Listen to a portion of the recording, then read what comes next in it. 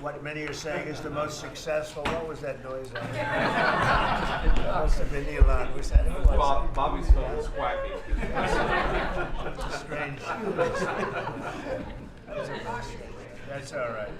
We've just completed what many consider to be the most successful first 100 days of any administration in the history of our country, and we're just getting started. Things are happening that are amazing, and I would not say it if it weren't fact. In a few short weeks, we've achieved the most secure border in American history by far, 99.9%, which is a number that nobody thought was doable. Biden thought you had to go back to the legislature to get legislation passed in order to create a secure border. You didn't. You just had to have the right president and the right people working it. Congratulations, by the way, and to Tom. For 2 months in a row, we have set the all-time records for the lowest number of illegal border crossings ever recorded.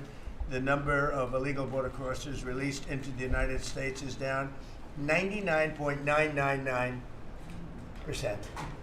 That is usually 100%.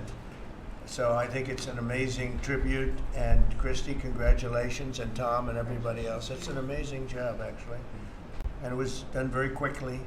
We officially designated Tren de Aragua, MS-13, and the Mexican drug cartels as foreign terrorist organizations, and we're expelling these monsters from our country rapidly and working with the Department of Justice. Pam, you're doing fantastic. Your people are amazing. We're having some judge problems. Everybody's reading. We're having some judges that don't like, killers, murderers being thrown out of the country. So I don't know what their problem is, but we have little difficulty. We won on the basis of a great border and of getting criminals out of our country. That was why we won every swing state. We won by millions of votes. We won everything. Every metric we won by a lot. It was a massive victory, and we won, I think, largely because of this issue. I put this issue as #1 issue, and they don't want us to do what we're supposed to do, and I don't think that can be. And I hope the Supreme Court is going to fully understand what's going on. We have to get the criminals out of our country, and that's the basis under which we won the election. Core GDP, and this is, you probably saw some numbers today, and I have to start off by saying that's Biden. That's not Trump, because we came in on January, this is the quarterly numbers, and we came in and I was very against everything that Biden was doing in terms of the economy, destroying our country in so many ways, not only at the border was more obvious, but we took over his mess in so many different ways. Core GDP, removing distortions from imports, inventories, and government spending, was up plus 3% when you add it. We had numbers that, despite what we were handed, we turned them around, and we were getting them really turned around. Gross domestic investment was a whopping 22%. Now, that is a number that people are coming in at numbers. For instance, I just walked in, I heard Samsung is now, because of the tariffs, they're going to build massive facilities in the United States. If we didn't do the tariffs, they wouldn't be doing that. So it takes a little while to get those facilities built, but they're coming in with big numbers. They're all coming in with big numbers. We have more money being spent than at any time in the history of our country. We're up to close to $8 trillion, I think I can say. And really, it's going to be a lot higher than that. Those are just the ones that we know about. 8 trillion. I'm not going to say, but I'm not sure if Biden did $1 trillion for 4 years, 1 trillion. But we're at 8 trillion for 2 months, because let's give us a pass on the first month. We were sort of getting a little bit used to things, right? But after 2 months, we have $8 trillion. There's never been a number like that. And that includes chip companies, car companies, every form of manufacturing, high-tech companies. Nobody's ever seen anything like it. So $8 trillion. I can talk about gross domestic product, gross domestic investment. I can talk about a lot of things, but to me, the biggest numbers, the kind of numbers that are, and these people are coming in. Our Secretary of Commerce spent the weekend, he went down to Arizona to see what was happening with the biggest chip company in the world. And he said, Howard, you've never seen anything like it. You want to just describe what you saw? So they're investing $165 billion in 1,100 acres in Arizona, and they're building the highest tech chip manufacturing, semiconductors, and 4,000 employees. You know, American tradecraft, right? Technicians doing every kind of work. The classic foundation of America is building it. They had 14,000 people. They're expecting 40,000 people to build the rest of their plants and to employ 20,000 people for the rest of the time. And this is all driven. You never saw a site like that. And this is all driven by your tariff policies. No chance this be happening without you. It's going to be about 40% of the chip market from that one section, and this is the biggest chip maker. They have 99% of the market. They come from Taiwan, and unlike the CHIP Act, which was done by Biden, where they hand everybody billions of dollars, the thing they don't need is money. They got plenty of money. What they need is an incentive to come in, and the tariffs, they're building because of the tariffs. If without the tariffs, and I like to say they're building because of November 5th, the election, and the tariffs, but I'm going to be a little more blunt. They're building because of the tariffs, and November 5th gave them the tariffs. So it's amazing when you look. And these are not companies that go out and say, well, we're going to build, we have to go get our financing. Let's go. Like we would, in New York, everybody would look, you know, you'd get a building site, and then you'd look around for money, you'd look around for financing for 6 months, you'd get your financing. You'd build your building, the market would be good, you'd make money, the market would be bad, it wouldn't be so pretty, you'd have to negotiate, This is different. These people have so much money, they don't know what to do. I asked Howard, did they finance it? No, they do it through cash. And they say that site, and they just started, you know, they just announced it like a month ago, and they've already started. He said, I've never seen a site like it, so big. So, you know, you're talking about essentially a $50 billion building. Now, if you build a warehouse for $50 million, that's a big warehouse, Scott. But a $50 billion building, that's a lot. They're building the electric, they've become a utility. And I've given them the right to become. They're going to build their own electric, they're going to build their own electricity, which they need tremendous amounts of electricity. They're going to build it themselves. Anything they have left over, they'll hook that into the grid. But the grid is old and they're unreliable, and bad things can happen to grids. I said, if you want, you can hook into the grid, but that's a little bit risky. Or you can build your own electricity and become your own utility. And they, I think in all cases, are deciding to do that. So it's very exciting, and we have a lot of things going. We took over on January 20th. These are quarterly reports. We took over on January 20th. The tariffs haven't kicked in yet. I know that, and I don't want this to happen, but I know that China is doing very poorly right now. I just saw some reports coming out, and I don't want that to happen to China. I like the president a lot, President Xi. I don't want it to happen. I was actually saddened to hear it, but they are getting absolutely hammered in China. And, you know, they're sending boats, the biggest boats in the world, carrying cargo like nobody's ever seen before. These are the biggest boats in the world, biggest cargo ships in the world, and they're coming and they're turning around in the Pacific Ocean. They're doing a big U-turn and going back because they don't want the goods, because 145% tariff. But at a certain point, I hope we're going to make a deal with China. We're talking to China, but their factories are closing all over China because we're not taking their product. We don't want their product unless they're going to be fair with us. And that includes intellectual property and other things. There are a lot of things far beyond just buy, sell. So we'll see what happens. But, you know, I was not, because somebody said, well, were you happy? I said, I am not happy. I want China to do well. I want every country to do well. But they have to treat us fairly also. So with that, I think we're going to maybe go around, and we have some letters where the secretaries and people around the table are making statements about how they're doing and what's happening. And I could start with Pete on the left, because he's my least controversial person at the table. No, they don't know how good he is. So we'll go around the table and you can hear it. And these are cabinet meetings where they're very open and transparent. And I can guarantee you Biden didn't do this. He didn't do this. Go ahead, Pete. Well, Mr. President, I think we're controversial because we're over the target.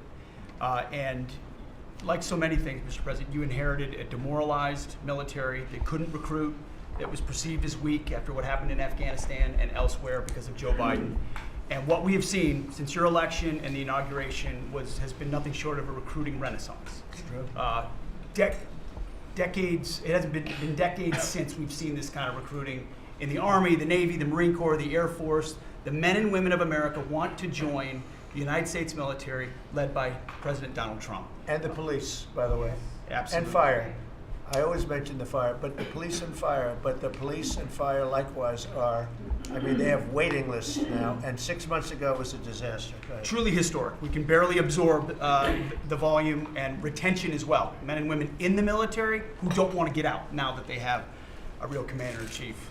We're reinforcing standards. We're going to be fit, not fat, in our formations. We welcome back all the folks who were forced out because of the COVID mandate.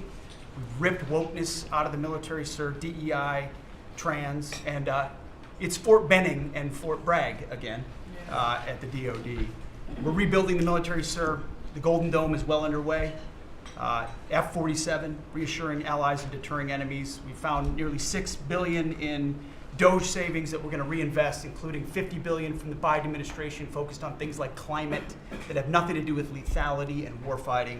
And we will have, as you said, sir, the first $1 trillion budget that we plan to spend wisely on behalf of our warfighters. From day one, sir, we've helped get 100% operational control of the border, coming alongside DHS and CBP.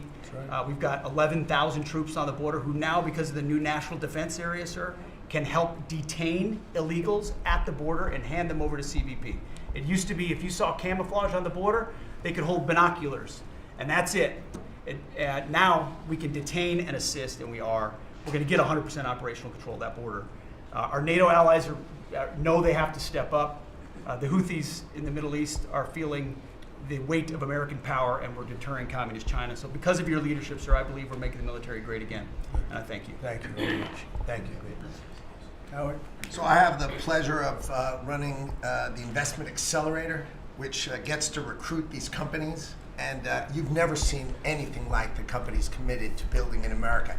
Technology companies have committed over $2.5 trillion to build in America based on your tariffs, right? Sovereign countries, all backing, the whole Middle East and all these countries backing their sovereign wealth funds. They all want to invest in America, and they're coming in, again, over $3 trillion committed.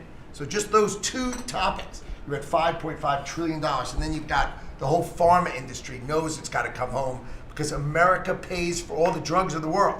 So the pharmaceuticals have to come home, right? Auto's coming home, industrial's coming home. So, we've got to train, and your great Secretary of Labor together and Secretary of Education together, we're going to train the workforce to build America. It's unbelievable.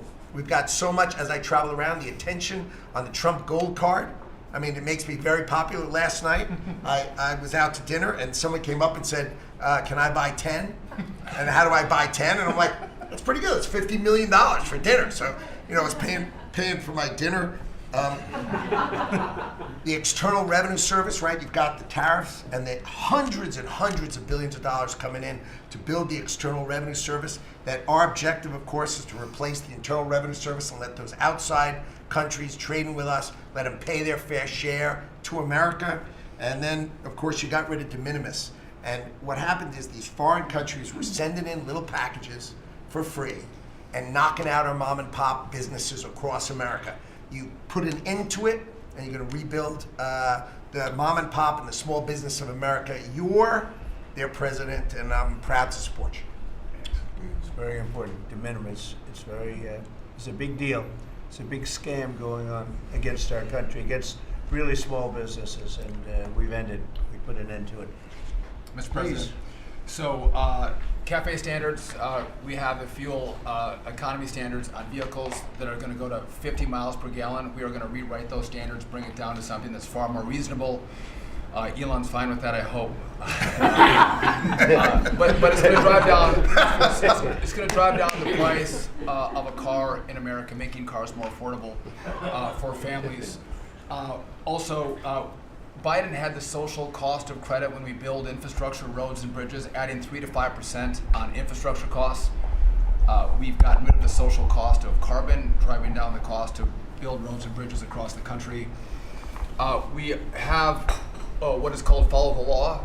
So we have so many states and municipalities that don't follow the law. So whether it's DEI, discriminating against Americans, whether they give illegals driver's license, or they're sanctuary cities or states, if you don't follow the law, if you're giving license to illegals, if you're having DEI policies, we're not going to fund your projects. So you got to certify in your state or in your city to get road and bridge money or rail money that you're actually following the law, which includes the executive orders from you, Mr. President. We're cutting back funding. We send research money, Mr. President, to universities to do research on more equitable and sustainable transportation systems. Projects that'll use data and public opinion to inform policy and infrastructure and technology benefiting diverse communities, including women and gender nonconforming people. Just stupid wastes of money. We're pulling that money back from universities. We should do good research if we're doing research in universities. And then one last thing, air traffic control. We don't have enough air traffic controllers. We're about 3,000 short. We're working on an agreement with the union, so when controllers become retirement eligible, we're going to cut a deal to try to get them to stay longer, to stay in the tower. And then we have a plan to put more butts in seats in Oklahoma City, so we can get more students through the academy and into towers as well. It's going to take us a while to do that, to train them up, but we're in the process before our 4 years are done. Well before that, we're going to be at full capacity. Sean, you want to tell them about, I think we have to bring it up. We have very obsolete equipment for air traffic controllers. The equipment, the towers have horrible equipment. It's been renovated for years. The money they spent over the last 4 years, this Buttigieg did a horrible job. They wasted billions and billions of dollars hooking up wire equipment to non-wire equipment to satellite equipment, and a third grade student would know it doesn't work. You can't work it. They wasted tens of billions of dollars. But we want to put a brand new air traffic control system in, and you might want to describe that, please. You and I have talked about this. It's a state-of-the-art system, envy of the world, and it's. I mean, listen. Our system is safe, but you would have hoped someone would have seen that there's a problem with fixed-wing aircraft and helicopters coming in at DCA. Someone should have seen that before we lost almost 70 lives. It's our job to look and see that we have an aging infrastructure around air traffic control. And so if we don't build a brand new system, there's going to be failures and people will lose their lives. And so we need the help of Congress to help fund this, but it's going to be all brand new. And after you build a brand new system, we have the bedrock and the foundation to actually build on top of it. But no one has done this, Mr. President. There's Band-Aid fixes that have happened over the course of 20 years. You can't have a Band-Aid fix. It doesn't get done. It has to be brand new. The technology, it looks like it's out of a 1980s movie. Old computers, floppy disks. We're using copper wires, not fiber. So there are great solutions we have available that, and by the way, everyone's sick of their delayed flights or their canceled flights. We have more capacity in the airspace. And if we build this brand new system, what you'll have is more efficiency in the airspace, and it will be safer. So the economy will be stronger. We can have more flights and less delays. So I appreciate your support on that, Mr. President. Rebuilding that is very important. You wouldn't have had the helicopter crashing into the plane at 400 feet up when it's supposed to be 200 feet. That would have, bells and whistles would have been gone over, and you would have heard the screaming equipment saying there's a problem coming up in 15 seconds. You got to do something about it right now. And it would have also sent the word right into the helicopter, because I guess you'll be doing the full report on that. But it was pretty obvious what happened. Right. And they were supposed to be at 200 feet. They were at 400 feet, and a terrible thing. And that wouldn't have happened if we had the right equipment. If we had the right equipment, you would have heard bells and whistles going off, and it would have alerted them long before that would have happened. 2 minutes before, it would have had a lot of time. So we have to do this. We have no choice, and we're going to do it. We're going to be very proud of it. They did old equipment in new equipment, and you can't hook in old equipment to new equipment because it's different. Some is satellite and some is ground. The satellite doesn't work. This man would know that better than anybody, but you can't hook up a satellite system to a ground wired system. And if you do, you're wasting a lot of money. They spent billions. This is Buttigieg. They spent billions and billions of dollars trying to patch a system together.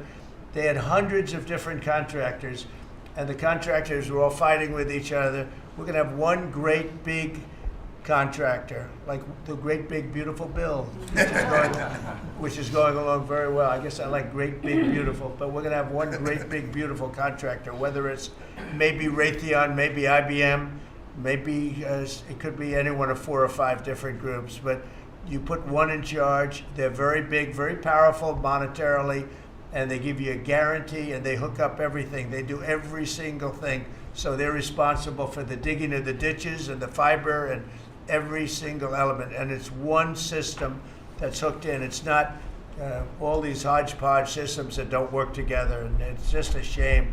I mean, it's basic construction, but it's complex stuff, and there are a few companies that do it unbelievably well, and we're going to have that. So, good job, Sean. I know that's your big project. And Mr. President, no one has done it because it is complex. It's hard to do because as you're building a brand new system, you have planes taking off and landing, and so because it's complex, no one has done it. And you've given the directive and the support to make this happen. So Well, thank ours you. is going to be an all-new system. It's going to all hook up. It's going to be the same tower is going to have the same equipment, and all towers all over the country, all over the world actually, mostly, are going to be hooked in together. And when there's a problem, when planes are too close, you will hear a sound that's very ear-shattering, and I've heard it, and it's amazing. I mean, honestly, it's amazing. It's real genius stuff, and we didn't do that. What we did was just waste money. You could have just thrown it right out the window. What they did in this last 4 years was disgraceful. Whether it was the border or this, you could name 100 different things. The worst administration ever. Okay. Thank you, Mr. President. Thank you. And Mr. President. Secretary, thank you. Yeah, Mr. President, thank you. And I think one of the things that I want people to understand about the VA is we're part of the national security interest you have, and you've laid the groundwork for that, the leadership in making sure that with the Secretary of Defense and myself, we take care of veterans on 2 ends, one when they come in and one when they serve and they've earned the benefits that we have. And one of the things is if we're not doing our job on our end, then the recruitment and all goes down on the other end because we have a full spectrum. That's what leadership is about. What we found, and speaking the last 4 years, is we found an administration that wanted to throw money and people at problems, but they didn't want to put leadership in.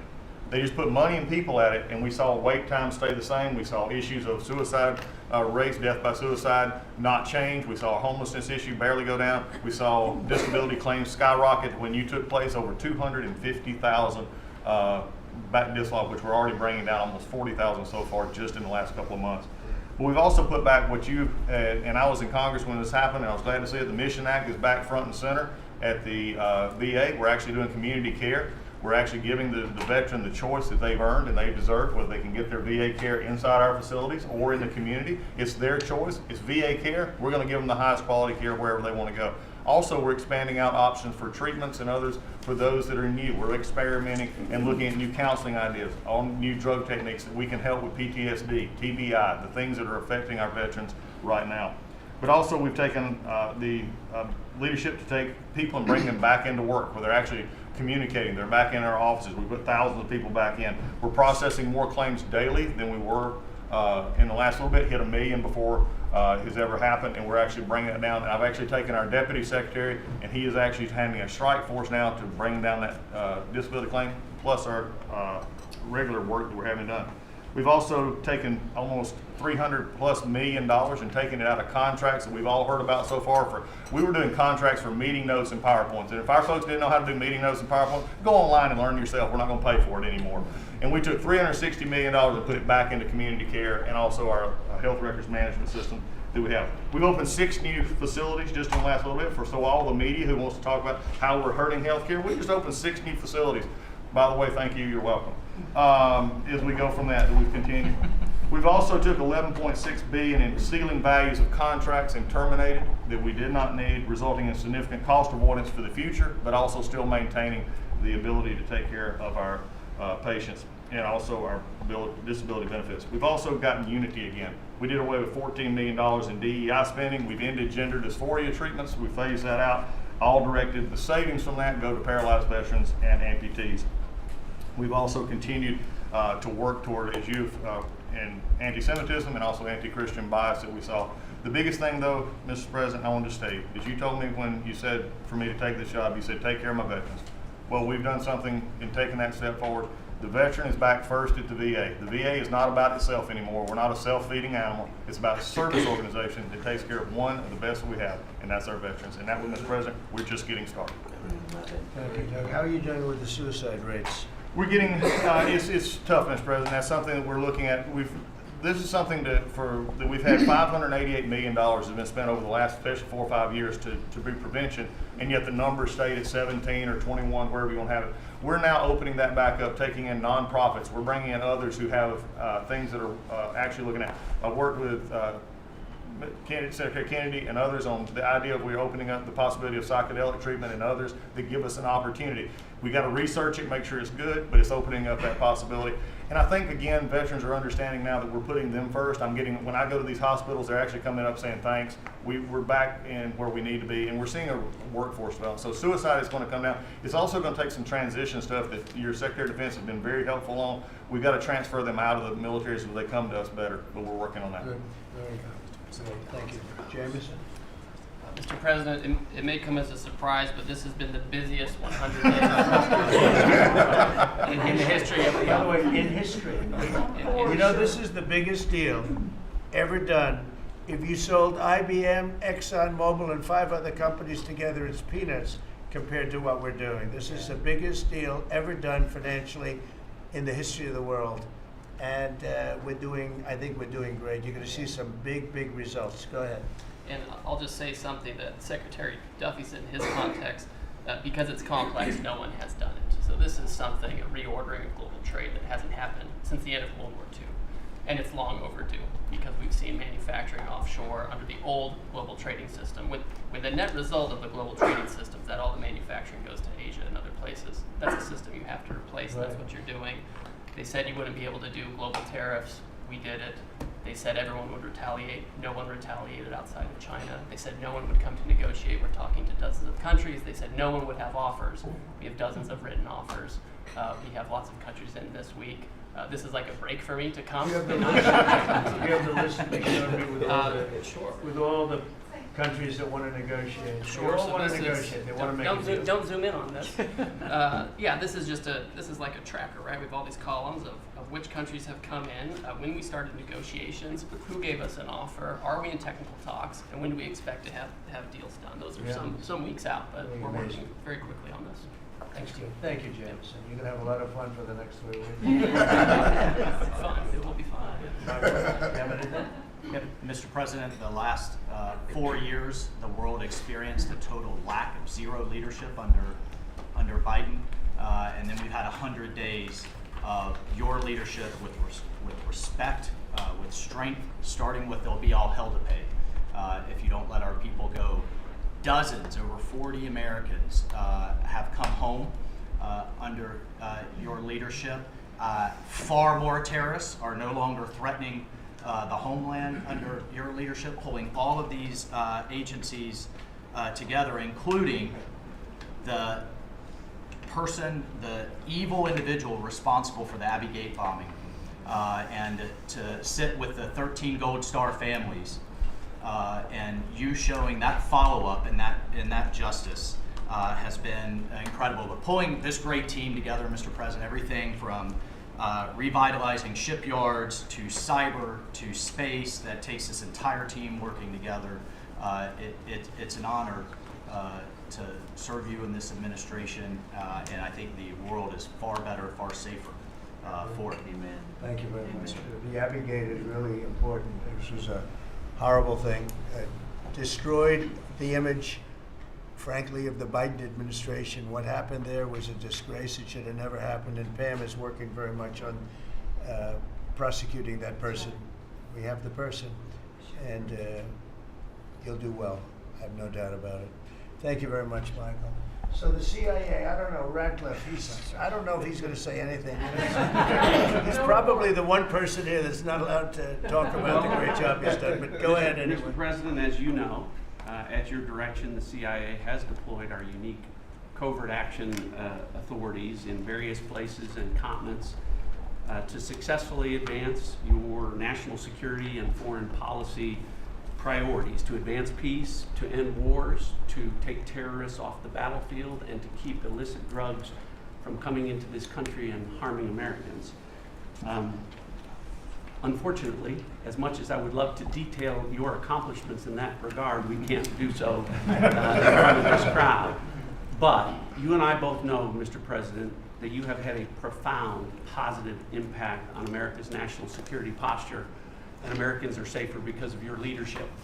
What I can talk about publicly is, as has been mentioned, the CIA provided the intelligence that led to the apprehension of the Abbey Gate bomber, who is now being prosecuted by our great Attorney General and providing a measure of justice to those 13 families that suffered as a result of that disastrous Afghanistan withdrawal during the last administration.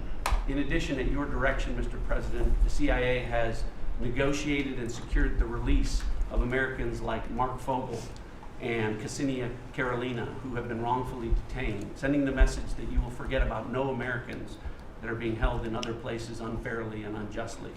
And finally, Mr. President, the CIA is being restructured at your direction to focus on our core mission and to eliminate the well-documented politicization that has taken place in the intelligence community from bad actors in the past, to focus on our core mission and to make America safe again. Thank you for the opportunity, Mr. President. Good job. You're doing a great job. Thank you very much. Russell? We're obviously involved in a number of budget bills that are moving, trying to make sure all of your priorities are reflected in the reconciliation, working on our upcoming budget. Wonderful job by the entire cabinet on that front. Details soon on that front. Sending up precisions bills to Congress for things that Elon has found. But the regulatory aspect is something we don't talk about enough. And right now you've given us a goal of 10 for 1. We are working right now with all of the agencies to rack up how big of a deregulatory agenda that we can have. When you came into office, you basically stopped $200 billion in costs to American families just by stopping the Biden regulatory agenda. That's about $2,000 per family. We think when we're going to hit these 10 for 1 goals that we could be in the neighborhood of about $900 billion in savings to American families. That would be substantially bigger than that $2,000 number. And the point that I would make, in addition to just savings cheaper to the American people, there's an aspect of wisdom when you're enforcing these rules that comes into play. And I'm your regulator for the Consumer Financial Protection Bureau, and we found this small mortgage lender in Chicago. His name is Barry Sterner. He had a firm called Townstone. And CFPB had gone after him because he complained about crime in Chicago, literally the same thing that the Democrat mayor had talked about. And they came after him for 7 years on a redlining disparate impact claim and ruined his life. We overturned that. We apologized on your behalf to that individual, and we basically, without having to go through notice and comment, we ended the policy that set that in motion. And so that's happening across these agencies with how they are using their enforcement discretion, and it will only continue based on the stone wall of backing that you've given us to make these hard calls. I don't think they're actually that hard, but no one's done it to this point, and we were able to go forward and do that because of the backing that you've given us. So maybe the biggest thing we're working on, maybe bigger than tariffs in a certain sense, is we call it the One Big Beautiful Bill. And that's wielding its way right now through the Senate. And John Thune has been actually amazing. And the Speaker has been so great, Congress. Mike Johnson has been really two guys that they get along great, and it's just been a beautiful, unified attack, really, because we have to attack because the Democrats are trying to stop it at every turn. It would mean a 58% tax hike if they were successful, and lots of other bad things beyond the tax hike. But with us, it'll be the biggest tax cut in American history. How are we doing with the bill? We're doing great. We're day in, day out, hour by hour negotiations to make sure your stuff is in there, and to make sure we have the border resources, the defense resources, and to save the American people some tax money and make sure all those tax cuts that you ran on are in there that help get people back into the workforce. And I think we're making a ton of progress. I think we're doing well. Like I said, the biggest tax cut in the history of our country, and it would be the biggest tax increase if the Democrats are successful. They're the only people I've ever seen running for office where they want to increase taxes, but this would be a 58, maybe a 60% tax increase, unsustainable for the American people. Thank you very much. Great job. Susie, the most powerful woman in the world, they say. I agree with that. I agree. I'll be brief so you can hear from these amazing people. Congratulations to everyone on 100 days. That's been it's unparalleled in my memory and best I can tell ever.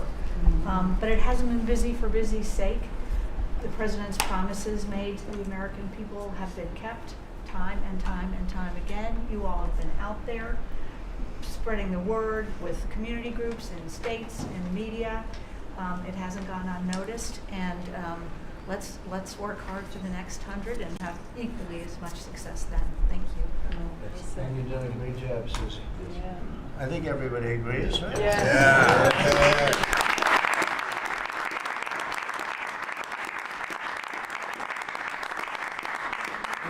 Do we have anybody that disagrees, please? In front of the media. In front of the media. Please raise your hand if you have the courage to do so. Anyway, go ahead. Yes, sir, Mr. President. Thank you. And you made it very clear that you wanted to put America first. And also from day one, you wanted to make housing affordable again, because we do have a housing affordability crisis in our country. And so at HUD, we've been cutting all the red tape and bureaucracy as it pertains to housing affordability and unleashing creativity of our builders and developers around our country and restoring local control. We took down the affirmatively furthering fair housing rule, as you know, which was a zoning tax from Washington. So no longer will Washington be picking winners and losers, but localities and elected officials in different states and cities will have that flexibility. Also, you alluded to securing the border, and such a great job has been done with all of our partners at the table.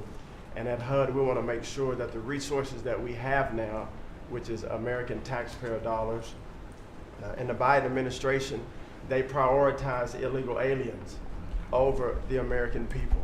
And so we signed an MOU with Secretary Noem at DHS to make sure that HUD-funded housing only goes to American citizens and no longer will it go to illegal aliens coming across our border. We have about 9 million people living in subsidized housing in our country.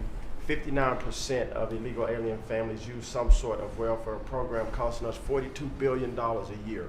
And so we have prioritized American and American people only to live in HUD-funded housing. And also to make housing affordable, we also signed a partnership with Secretary Burgum at DOI to use underutilized federal lands, as you campaigned on and promised, to identify those lands to build affordable housing in our country so that people can realize the American dream.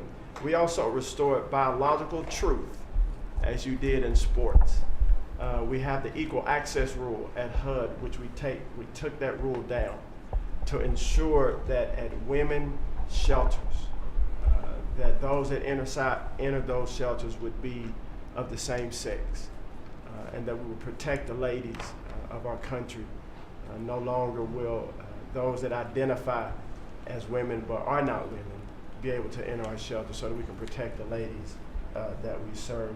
Along with our DOGE task force, we identified over $2 billion in savings at HUD. $260 million at HUD were just in contracts, $4 million were DEI. And so we took those contracts down and de-obligated and sent back $1.9 billion back to the Treasury for the American people. Again, we want to be good stewards over the American taxpayer dollars. And so, Mr. President, thank you for your leadership in this. And we have a tremendous team at HUD, and I'm so grateful to be part of this team around this table to take care of the American people. And I consider it a great honor and humble to do so. Good job. Yes, sir. Thank you. Yes, sir. Appreciate it. Brooke? Well, I'm not sure if anyone's heard, but the price of eggs is down. I know it's news. I know it's news. Listen, sir, today as we celebrate the 100th day, I think that it's just such a joy and an honor to continue to do this work, so thank you for that. We have been obviously very focused on the cost of groceries, specifically eggs led the way, as you have so eloquently discussed over the last few months, and we're holding tight on a very significant decrease, which is great, and investing where we need to there.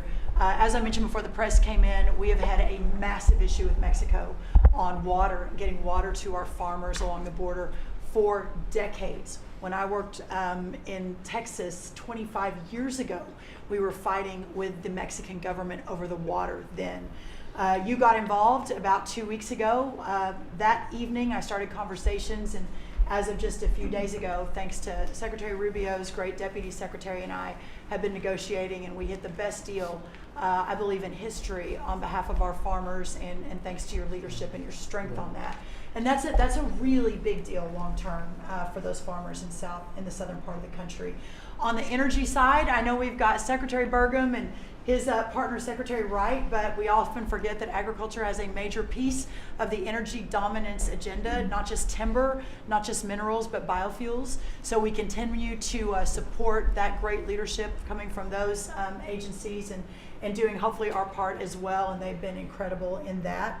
Our farmers have been hurting under the Joe Biden administration. There was a 30% increase in the cost of input, so the cost of doing business for these farmers over those 4 years. When we left the White House the first time 4 years ago, we had a $0 trade deficit with our agriculture products. After 4 years of Biden, that hit $50 billion because they just didn't make an effort.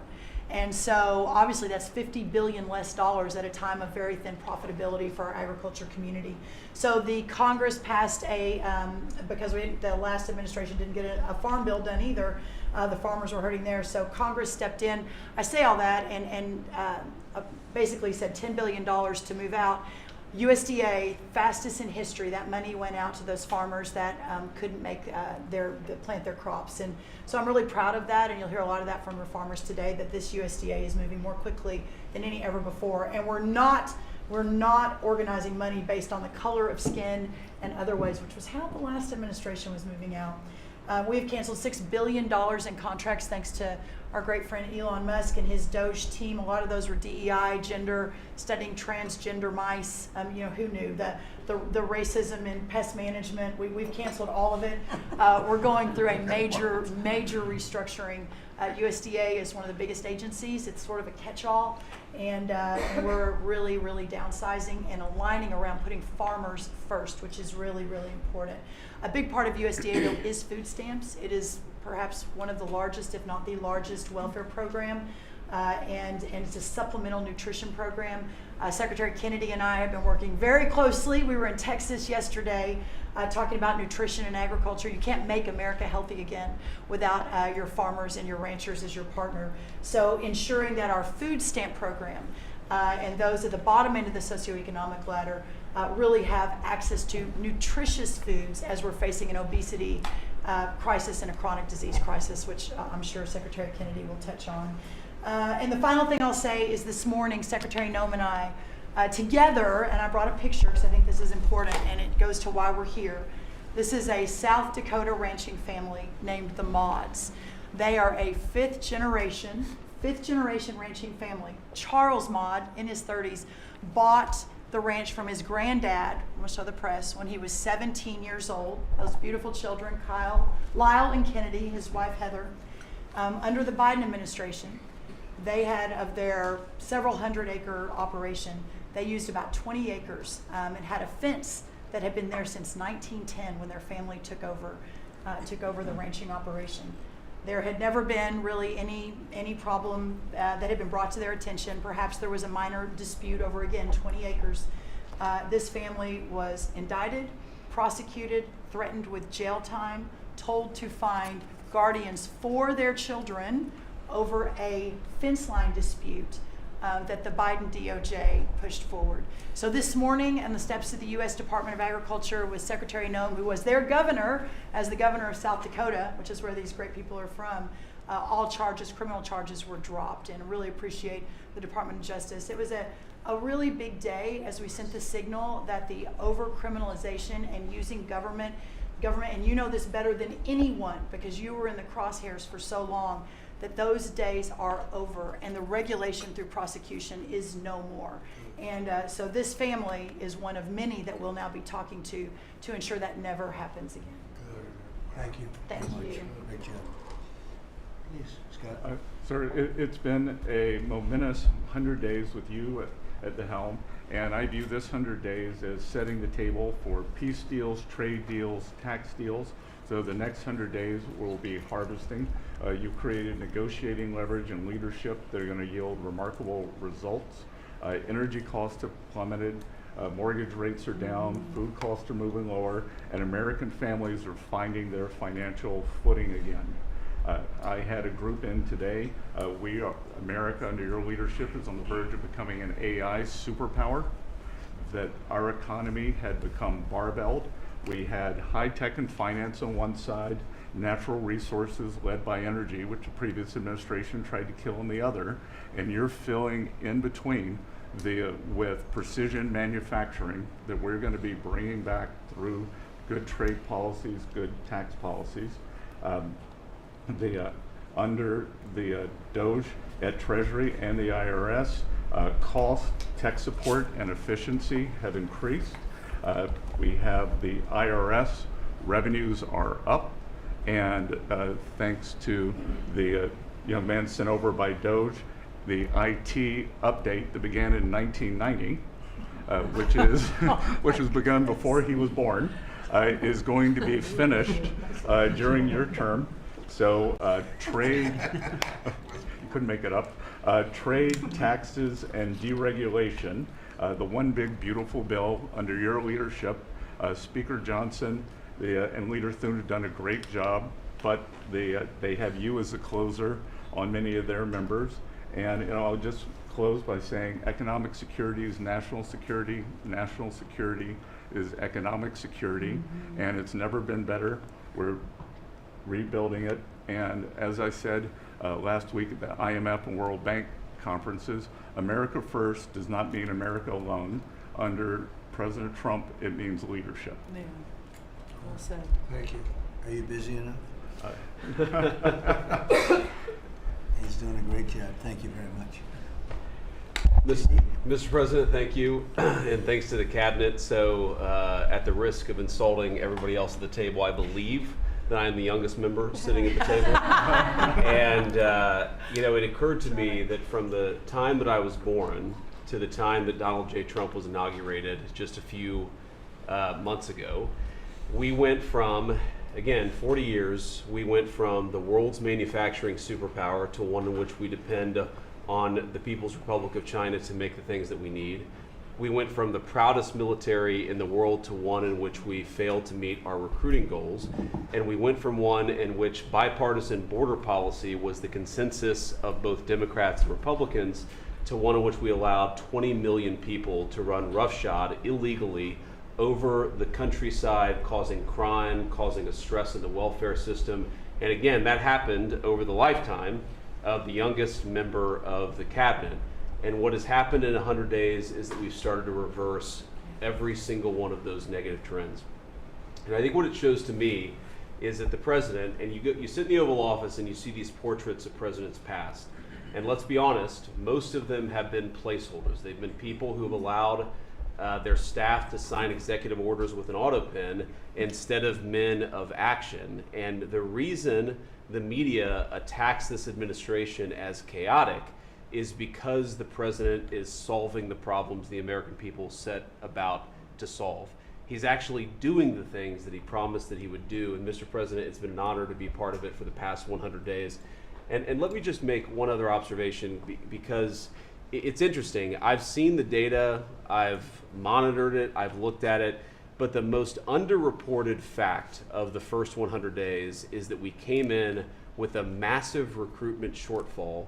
And in 100 days of Secretary Hegseth and President Trump's leadership, we now have people breaking down the doors to join our military. To the media assembled here, it's a really interesting question.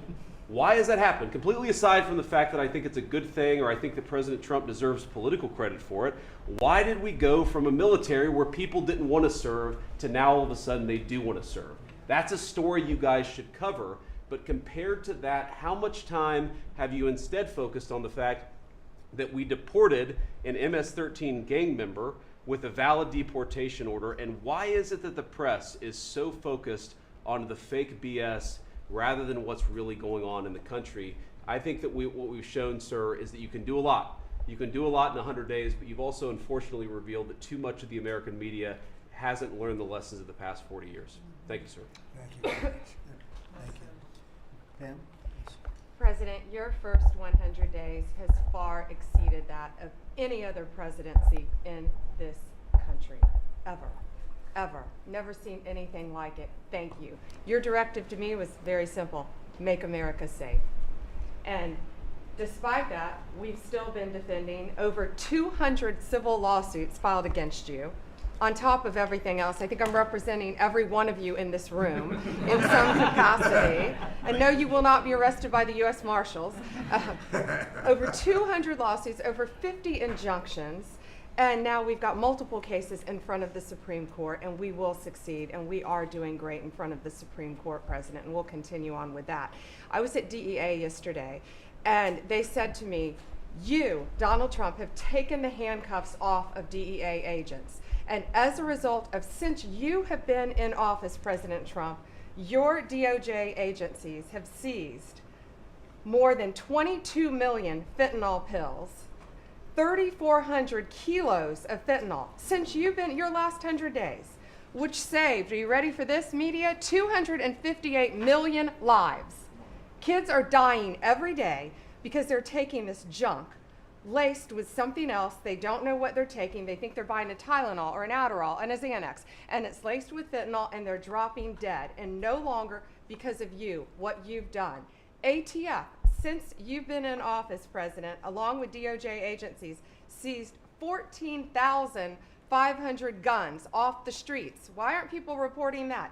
651,000 rounds of ammo. That's up 151% from 2024. That's keeping America safe.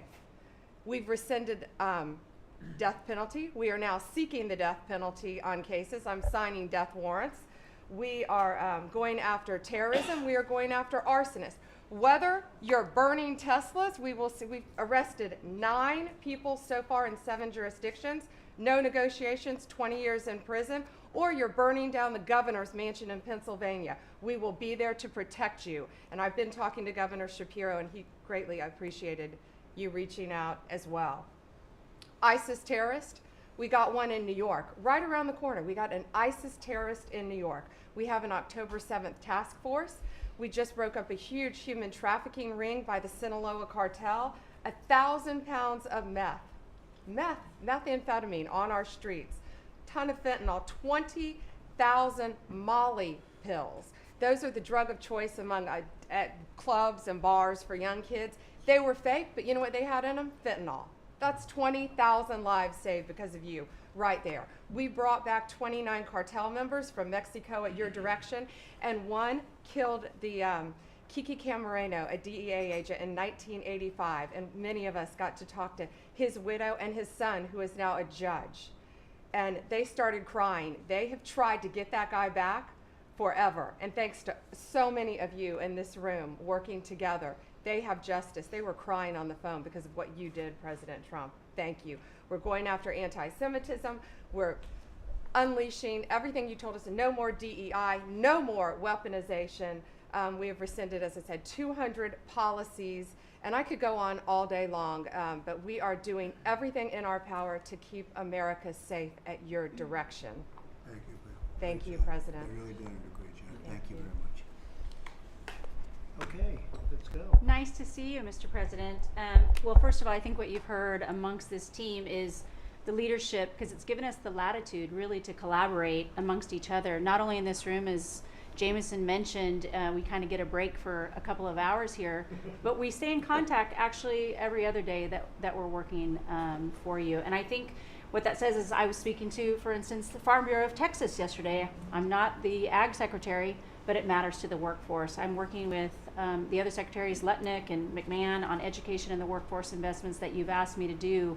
Because as you've come in and negotiated these great repatriation of these companies and the investments, we're going to need that workforce to build back this economy. And I couldn't see that more as I've kicked off my 50-state tour. We've been in 5 states so far. We'll finish all 50 states by the end of the year. And what we're talking to is the American workforce and these companies about what the market demand is. That's the difference, that we finally have made that connection. What do they need? How quick do they need it? And how fast can I get these either apprenticeships toward that million that we've put that lofty goal? We've already added 80,000 new apprenticeships already just since January.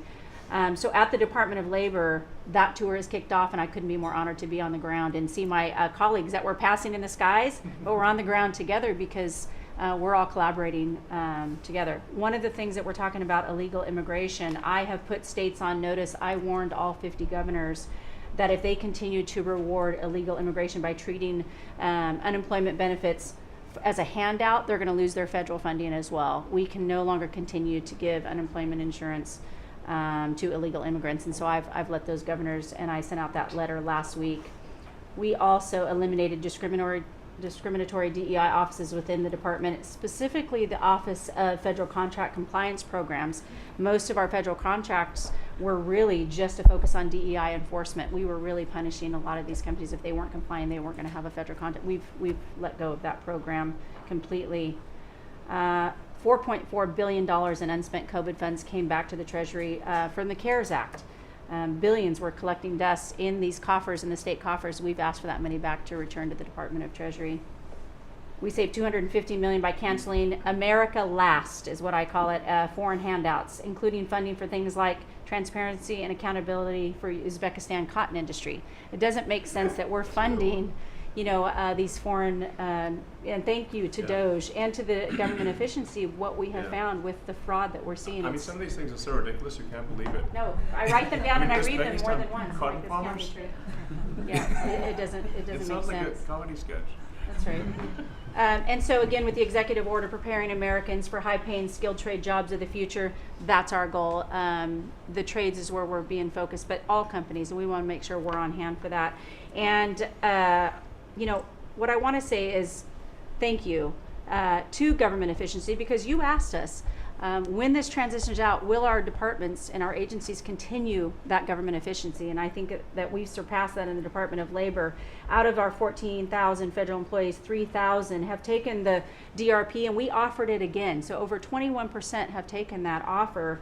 And we'll keep our critical workforce, MSHA, OSHA, and wage and hour, and make sure our workers stay safe. So with your leadership, Mr. President, I couldn't be more honored to serve. I know we were probably the last to know each other, but we're getting to know each other well. And the team that you have assembled is really an honor to serve with. So thank you, Mr. President. Thank you. You're doing great. Thank you very much. Chris, please. Mr. President, you ran on unleashing American energy.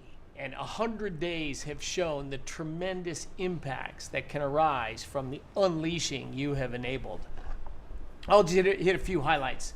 Number one, oil, gasoline, and diesel prices are the lowest they've been in years. How does that happen in 100 days? That's a messaging. Your message that we're pro-energy. We're not against energy, we're for it. That sends a message to the marketplace that supply is easier to grow now and supply will be coming. And that's already led to tremendous savings for American consumers across the country. And we need not only more affordable energy, but we need a lot more energy. One highlight I think a couple of us have touched on is AI. This is a new emerging critical industry that's very energy intensive. It is not acceptable for the United States to not be the leader in AI. We must win the AI race and lead in that, and that's going to take a lot more energy. If you had not won election, we would not have won the AI race. Full stop. Energy would not have been there to enable us to win. Reshoring of manufacturing. These trillions of dollars you led off with, it's going to come back to our country to make chips, to make steel, to make automobiles, to make artificial intelligence, to make all of these industries we've outsourced. That's only going to be possible with way more American energy. But we have that energy. We have those resources, we have those businesses, we have those capitalists. We just need to stop standing in the way of them and follow the lead you've set, which is to enable them, not to subsidize them, not to help them, to enable them to invest American money and create American jobs here. Regarding our balance of trade, the second largest export of the United States is liquefied natural gas. Second fastest. In the next few years, it'll be our largest export in our country. But yet, 18 months ago, the Biden administration had said, we're going to stop issuing permits for new LNG export terminals.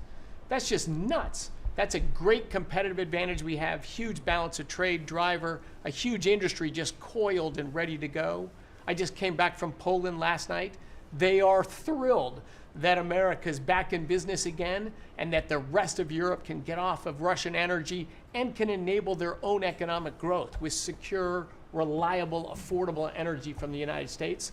Also witnessed the signing ceremony for a deal between two large American businesses to build a huge nuclear power plant in northeastern Poland, the first of this design built in Europe. It'll be the first of many. I spoke with many other nations over there. They want to buy more American gas. They want to get American technology. They want to have a partnership with us. And they shared the message I delivered to Europe in my keynote remarks is that unleashing energy is the way you make your society safer, more prosperous, more free, and that these sort of over-the-top climate alarmism doesn't do anything to help the environment of our world, but it does impoverish people, it does reduce the security of your nation, and it makes you weaker. I think that's a constant message many of us around this table have brought to Europe. We want our friends in Europe standing up again and leaning in. A lot great is happening under your leadership. We're unleashing consumer products that Americans wanted to buy that Biden was making illegal. I'll be in Georgia on Friday at Renai's manufacturing plant. Tankless natural gas water heaters. Incredibly popular product. They almost became illegal. The return of common sense is incredibly welcome across this country, across the world. And back to Elon, that extra thing, we're going to deliver all of this with less people, less money, less burden on the U.S. taxpayers. Not smaller departments and smaller services, better, more thoughtful services done more efficiently and smarter. The way you'd have to run a business. We've got to get our fiscal house in order, and you and the people around this table are making it happen. Thank you, Mr. President. I'm honored to be here. Good job. Thank you very much. Please. Yes, Mr. President, you are 100% correct. The border is 99.99% safe, under control. You have completely reversed the entire situation. In fact, the day before yesterday, I was down in El Paso, and those Border Patrol agents are so impacted by how you have changed things in a year. They have put up huge pictures that say, under the Biden administration, the mobs of people that were pushing through razor wire and trampling children, and the chaos and the violence that was happening at that same location, they have a picture there that says, this is what the Biden administration looks like, and this is what the Trump administration looks like. It's peaceful. People who do business between Mexico and America are coming through. They're doing it legally. They're following the law, and it's all because of what you've done and what you've empowered them to do. The recruitment for Border Patrol is through the roof. For ICE agents, they want to be a part of ICE because they recognize they actually get to do their jobs. I have the Coast Guard too. Coast Guard recruitment is up over 20% just in the last 60 days. Everybody wants to be a part of what the heritage is of this country. We've repositioned the entire Coast Guard fleet to focus on border and drug interdiction. As we've secured the border, the cartels have gone to the water and are going out in maritime waters to move their drugs into this country. The Coast Guard just in the last 2 months has taken into custody over 126 tons of cocaine, millions of doses of fentanyl. It's just amazing. And the aliens that they are deporting is incredible too. We've been working with all of them. The one thing that I want to point out is the fake news has been saying that Biden deported more people than you. And it's an absolute lie. And they're letting the Biden administration get away with manipulating and cooking the books. What they're counting for the Biden administration is every single person that came to that border that they processed and let into this country. They're allowing Biden to say that was a deportation just by processing somebody and letting them come into the country. It's absolutely false. It's not true at all. You have deported over 250 known terrorists. You've deported thousands of foreign terrorist organization members and gang members, hundreds of thousands of people that were in this country illegally. We've collected $30 billion worth of tariffs through CBP, and we've also collected millions and millions, hundreds of millions of fines and penalties from people that have overstayed here in this country. So I just want to thank you. You've been a game changer. I want to thank Pete for his leadership at DOD and what they've done. I want to thank Marco for his diplomacy and getting us travel documents into these countries. Mexico has finally come to the table and now is going to take a lot more people that we're able to send back to that country. And the president of Mexico told me, sir, she turned around over 500,000 people in Mexico before they ever reached our border. We should be counting those as deportations because they never even made it to the border because she turned them around because you forced her to. So those are all people that never even came here because they got the message because you were so aggressive. So thank you for what you're doing, and every day we get up and do jobs that matter, and we appreciate that. Tom is doing a great Oh job. yeah, Tom's a great messenger for us. He just, yeah, he's hardcore. Yeah, thank you. He is hardcore. Yeah, he is. No question about it. Kelly? Mr. President, it's such an honor to serve in this administration, and on behalf of Main Street America, for our 34 million small businesses that make up 99% of all businesses in this great nation, I have to tell you, under your leadership, Main Street is open for business again. They're thriving and they're investing. And the data that we have at the Small Business Administration, the loans that we're putting out, a record 26,000 loans in your first 100 days means that 2,000 small businesses each week are receiving that funding, that investment in the future. Small businesses create 2 out of every 3 new jobs in this country, and we've already seen under your leadership the jobs economy is back, manufacturing jobs are back. We've seen a 38% increase in manufacturing loans. We put out 1,500 manufacturing loans in your first 100 days. We saw startups increase by 54%, and we saw businesses under 5 people increase by 95%. So your leadership on the economy matters to every region of this great nation. I'll tell you on the manufacturing front, I'm out on a national manufacturing tour.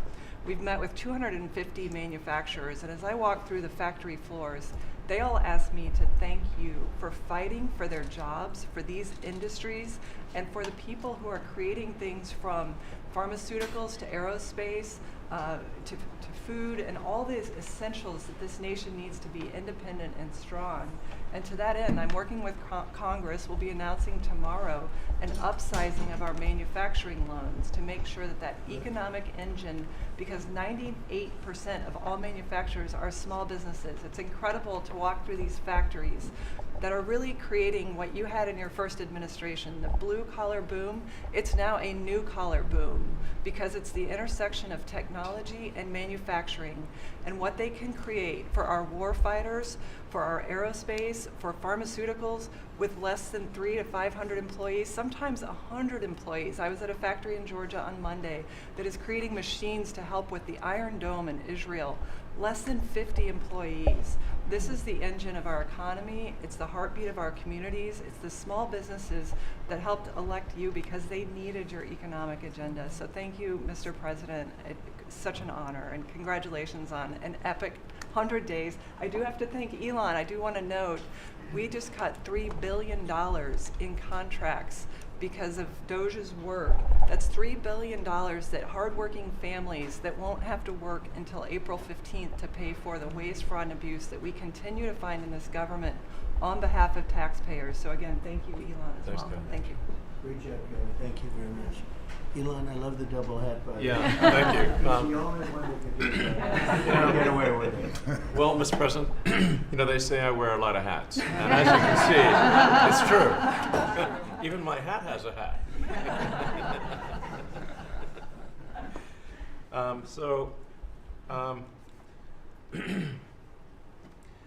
You know, the American people voted for secure borders, safe cities, and sensible spending. And that's what they've gotten.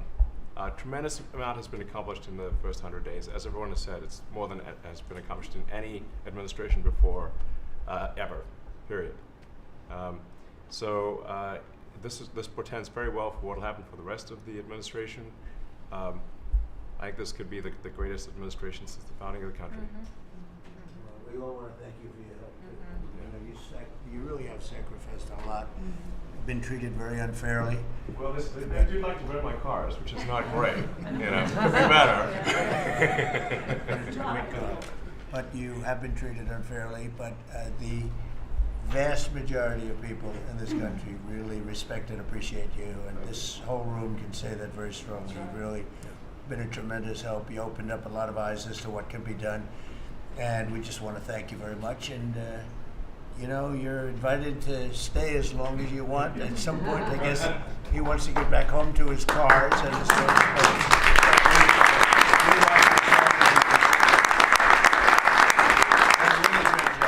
You've done an incredible job. $150 billion. Think of this. Yeah. 160 now. Yeah, 160.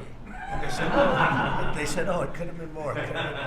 And a lot of stuff is being worked on. That number could be doubled and even tripled. A lot of things are being worked on that we don't count yet because it's not quite there. But you've done a fantastic job, and we appreciate it very much, Elon. You know Thank that. you. It's also an honor to work with your incredible cabinet. I just like to say thank you, everyone, for it's great to work with you. Thank you very much. Thank you. Mr. President, congratulations on this truly historic first 100 days of your administration. Really only made possible by your focused leadership on delivering the mandate the American people gave you.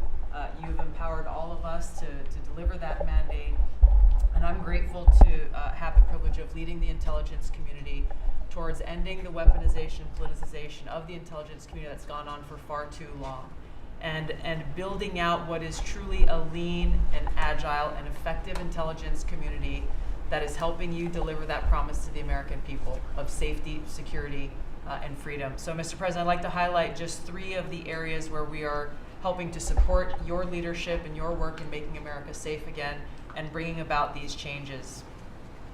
First of all, because of your designation of cartels as foreign terrorist organizations, I took immediate action with our National Counterterrorism Center to prioritize their focus on those terrorists and gang members who are trying to enter our country through legal or illegal means, and to seek out those who already are here in our country because of the Biden administration's 4 years of open borders. We've been working very closely with your great Attorney General's team at the DEA to get these known cartels into our systems, to be able to stop them at the border, and turning over names to Department of Homeland Security and the FBI to be able to find those who are already here in our country. Just the other day, we found 700 alien terrorists who have ties to MS-13, Tren de Aragua, and the Sinaloa cartel. Just yesterday, our NCTC identified almost 600 individuals with ties to other terrorists who came through our borders illegally, claimed asylum, and under the Biden administration were paroled here within our borders. Secondly, Mr. President, like too many organizations in the federal government, the ODNI has become very bloated with too much waste and abuse going on within the organization. We've done a few immediate steps. We are doing more. The ODNI is 25% smaller and more lean today than it was when I walked in the door and when you took office. Secondly, we have just this morning actually shut down a human capital office.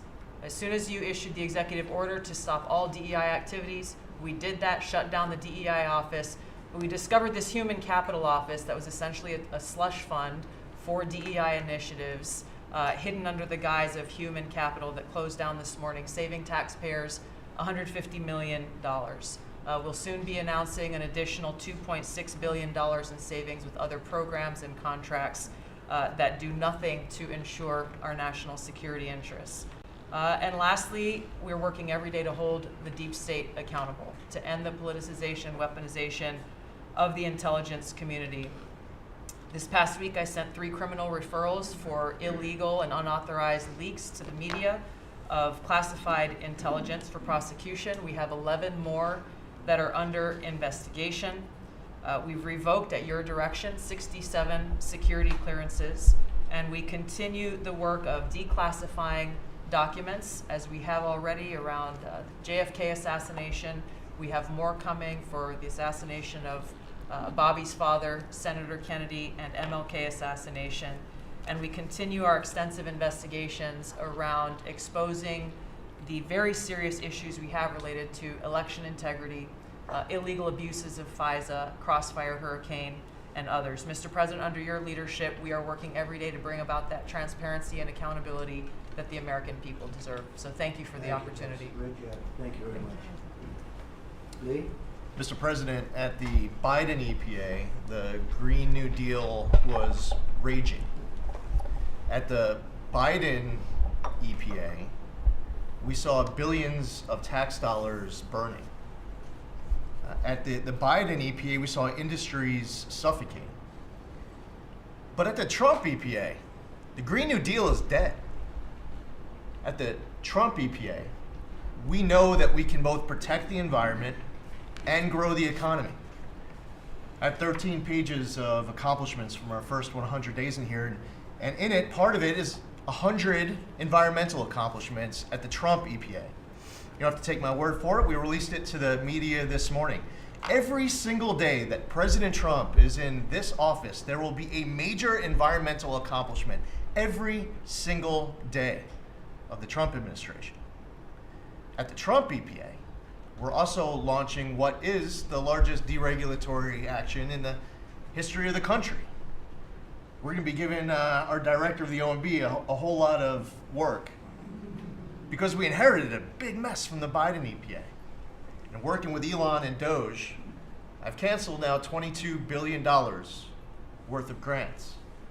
Now today is a special day for many reasons. The biggest reason why we're here is that this is the 100th day of the most consequential, historic first 100 days in the history of this country. Today, while we're here, the House of Representatives is voting on Congressional Review Act bills, considering the EPA waivers that were given to California's tailpipe emissions, where California set their own standards. But there should be one national standard, and right now, Congress, on the House side, is going to be voting on that today. On a personal note, while this is a bit outside of the EPA jurisdiction, today is my last day serving in the United States Army. And I first signed up towards the end of the 90s. And I've had a chance to see a lot of national security teams over the course of the last 27 years. There has never been a national security team ever assembled that had the backs of our warriors like this national security team right now. And we have never had a president so deeply committed towards ending foreign wars instead of starting new ones. There's a reason, Mr. Vice President, why everyone is racing to join our Department of Defense. We have a Secretary of Defense who, with all due respect to our great president, would probably rather be swimming with Navy SEALs right now, be running somewhere in the Middle East with our service members. And from our Secretary of Defense to our Secretary of State, our Vice President, and more.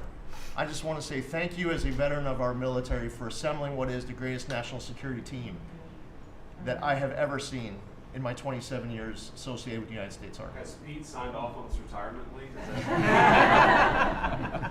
Welcome to the VA.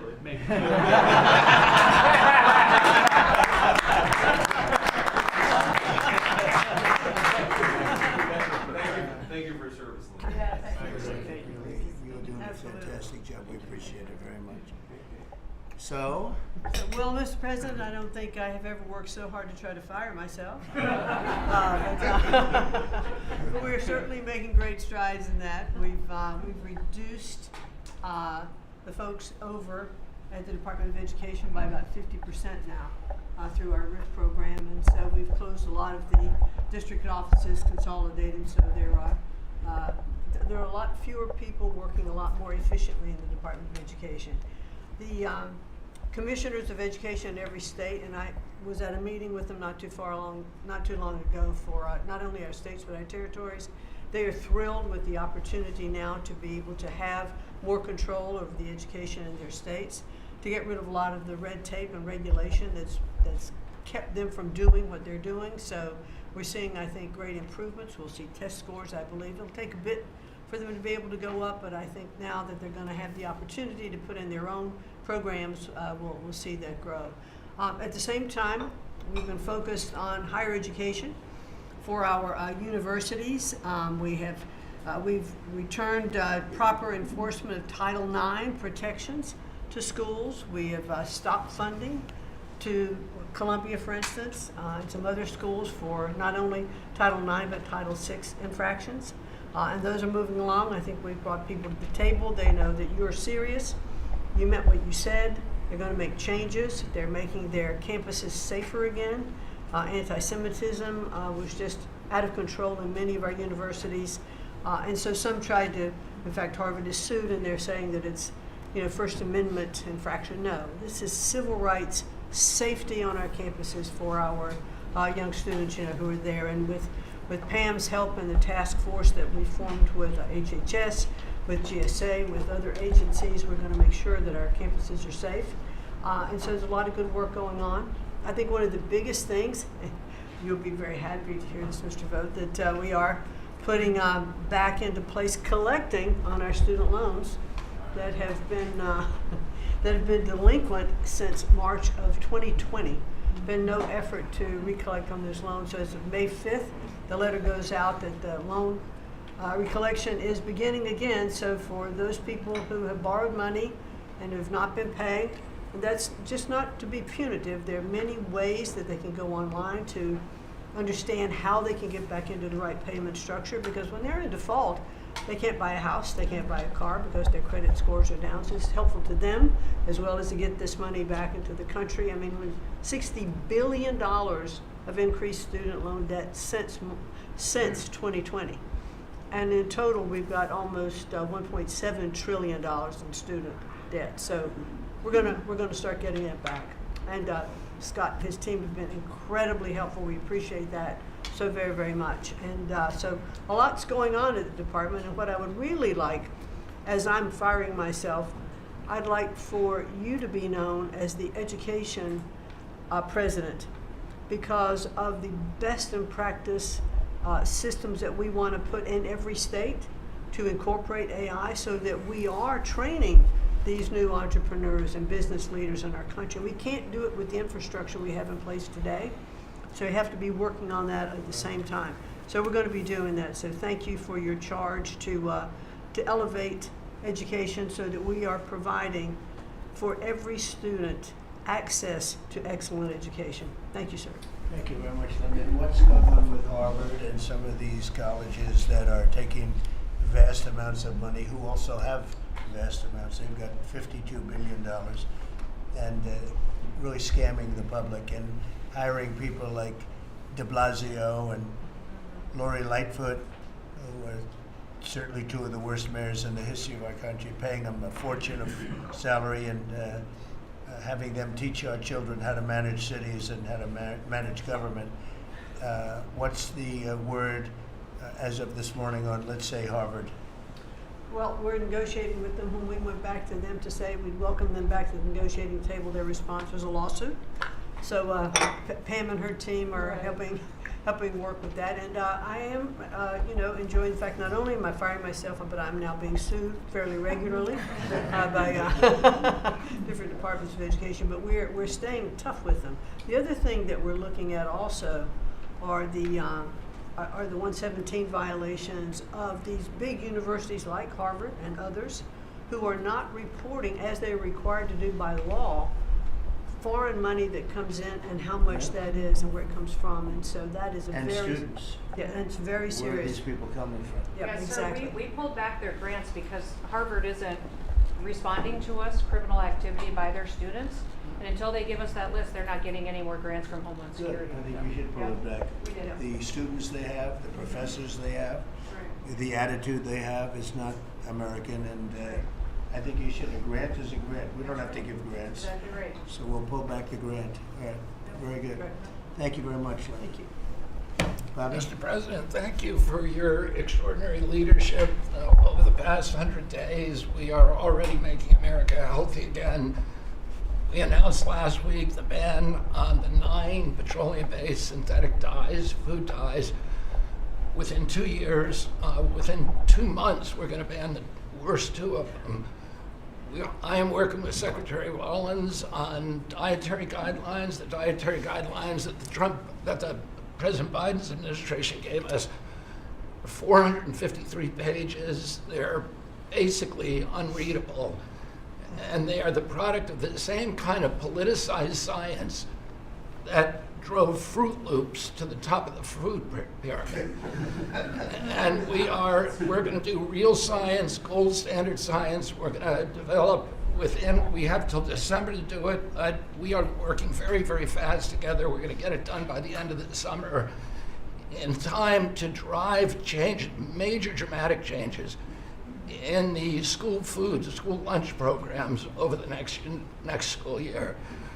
I'm working also with Secretary Rollins on the SNAP program and to get sodas and candy off of the food stamp program. 10% of food stamps go to SNAP. And I want to thank you for your courage. You are a business-friendly president, probably the most business-friendly in our history, but you're also willing to stand up to very, very powerful businesses, and you've shown that again and again. Secretary Rollins had the soda industry come and knock on her door very much, very loudly, and they said to her, well, the SNAP program is not supposed to be about nutrition. She pointed out to them that there is no nutrition in a soda. And they said, well, it's not supposed to be about nutrition. And she said to them, the name of the program is Supplemental Nutrition Assistance Program. So it is about nutrition. And we shouldn't, we have 38% of our kids are diabetic or pre-diabetic, and we are paying at both ends. We're paying for the food-like substances that make them diabetic, and then we're being bankrupt. We're spending $1 trillion a year on metabolic dysfunction. It's existential and it's not sustainable. I visited Arizona, West Virginia, Utah, and Indiana in the last 2 weeks, who have all applied for SNAP waivers. We're encouraging, thanks to Brooke Rollins' leadership, all the states to apply for those waivers. I also visited Utah, which is the first state to ban supplemental fluoride. Florida yesterday passed a bill to ban supplemental fluoride. I'm confident Governor DeSantis is going to sign that. We are working, Lee Zeldin and I are working together to change the federal fluoride regulations, to change the recommendations, and we're looking at the science now. I want to point out that in August, the National Toxicity Program, which was an arm of the NIH, did a meta-review of all the science on fluoride and found that there's a direct inverse correlation between fluoride exposure and lowered IQ in children. So the more you get, the stupider you are. And we need smart kids in this country, and we need healthy kids, and thank you for your leadership. We're going to get there. We're reviewing the GRAS standards now we're revamping them to get 10,000 ingredients that are in our foods. The Europeans only have 400 ingredients. We have 10,000. There are chemicals we know nothing about. And we are going to stop that process, and then we're going to go back and look at these chemicals and make the companies either get rid of them or to label them. We've launched Operation Stork Speed, and we're going full speed ahead to make sure that we have good, high-quality milk for children. We have launched the autism study at your direction. By September, we'll have some of the first answers. Within 6 months of that, we will have definitive answers, not only for autism, but for the etiology of a whole range of autoimmune diseases that have become epidemic in our children. We have ended HHS as the role as the vector, the principal vector in this country for child trafficking. And during the Biden administration, HHS became a collaborator in child trafficking and for sex and for slavery. And we have ended that, and we're very aggressively going out and trying to find these children, the 300,000 children that were lost by the Biden administration. And we have ended funding for gender mutilation, surgeries, and other kind of gender dysphoria practices. And thanks to Elon, we have saved $67 billion at our agency without compromising any of our critical programs. Mr. President, I want to thank you for your vision. for your leadership, for giving me the 100 busiest days of my life, and most exciting and most rewarding. And there's over the next 100 days, we're going to do much, much more. That's great. Thank you very much, Bobby. Very good, very important. Thank you. Doug, please. Well, President Trump, on your first day in office, you wisely declared a national energy emergency. And this was essential because it was the signal that we're going to go 180 degrees from the disastrous and dangerous Biden policies that were based on a climate ideology that was the root cause of the inflation in this country. It was the root cause of wars abroad. It was the root cause of our manufacturing disappearing from our country. We can't have energy security. Without energy security, we can't have national security, and you understood that. But now with everything that's flowed from that, dozens of other EOs that you've done, America is back in the energy business. As Chris said, there's been a signal that's sent around the world. Capital is flowing, coming back in. The smart money is coming to this country. And now you've given us a chance to win the AI arms race against China. We know we're up against a formidable competitor. China opened up 94 gigawatts of coal in the last year. That's more than all of California and all of New York combined in the last year. We've had presidents in the past, the Biden administration, that were running away again under this climate ideology. You've embraced baseload power in this country. I'll never forget standing in the East Room with you, surrounded by the coal miners around this country, where you said, hey, big, beautiful coal.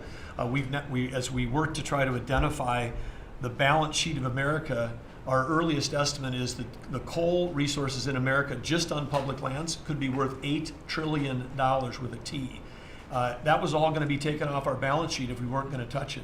But now we're back in the business. I was 1,800 feet underground in a coal mine in Alabama a couple weeks ago. They do metallurgical coal. Without metallurgical coal, we can't produce steel. This is a plant. This is a plant that would have been in a mining operation that would have been shut down under the Biden administration. What we're doing here, back in the business, we're doing leasing. We're leasing for oil and gas. We're leasing for timber with Brooke Rollins.